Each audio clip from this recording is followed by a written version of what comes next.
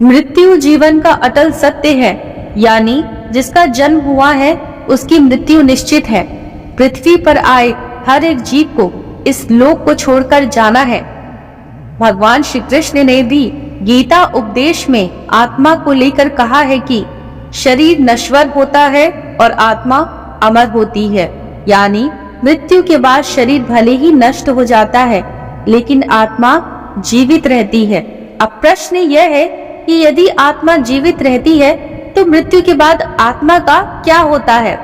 इसका जवाब आपको हिंदू धर्म के महत्वपूर्ण और पवित्र ग्रंथ गरुड़ पुराण से मिलेगा।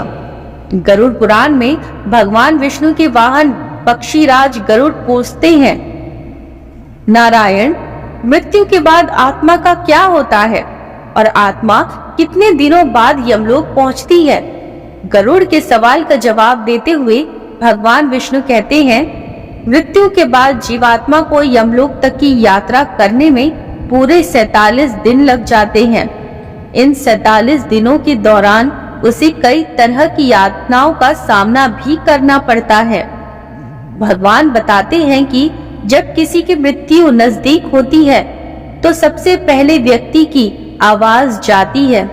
इसके बाद मृत्यु से कुछ समय पहले ही व्यक्ति को दिव्य दृष्टि प्राप्त होती है, जिसमें मनुष्य सारे संसार को एक रूप में देखने लगता है और इस तरह से उसके शरीर की सभी इंद्रियां शिथिल हो जाती हैं। जब व्यक्ति की मृत्यु हो जाती है तो यमलोक से 2 दूत आते हैं और दूतों को देख आत्मा शरीर का त्याग कर बाहर निकल जाती है। आत्मा के शरीर त्यागने के बाद यमराज के दूत आत्मा के गले में पाश बांध देते हैं और उसे यमलोक ले जाते हैं। मृतक व्यक्ति ने यदि अपने जीवन में पाप कर्म किए होंगे तो यमदूत पापी आत्मा को गर्म वायु और अंधेरे रास्ते से यमलोक ले जाते हैं और मार्ग में उसे कई तरह की यातनाएं झेलनी पड़ती है। इसके बाद आत्मा को आकाश मार्ग से वापस उसके घर छोड़ दिया जाता है।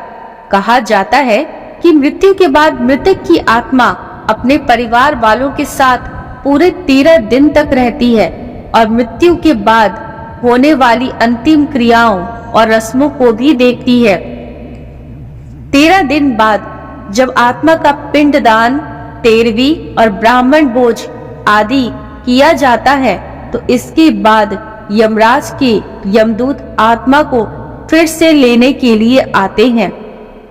इसीलिए हिंदू धर्म में किसी की मृत्यु के बाद 13वीं और 10 दिनों तक का पिंडदान करना जरूरी माना गया है, क्योंकि इससे आत्मा को यमलोक तक की यात्रा करने के लिए शक्ति मिलती है। लेकिन इसके बाद भी यमलोक तक की यात्रा आत्मा के लिए आसान नहीं होती है।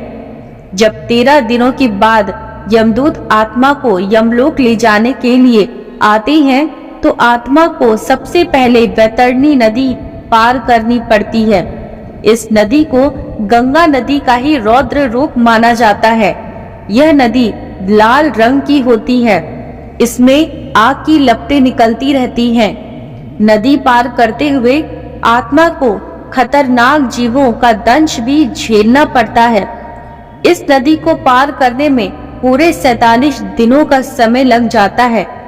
लेकिन यदि व्यक्ति ने अपने जीवन काल में अच्छे कर्म किए होंगे या गौदान किया होगा तो उसे यातनाएं नहीं झेलनी पड़ती है, क्योंकि उसी गाय की पूंछ पकड़कर आत्मा वैतरणी नदी को पार करती है।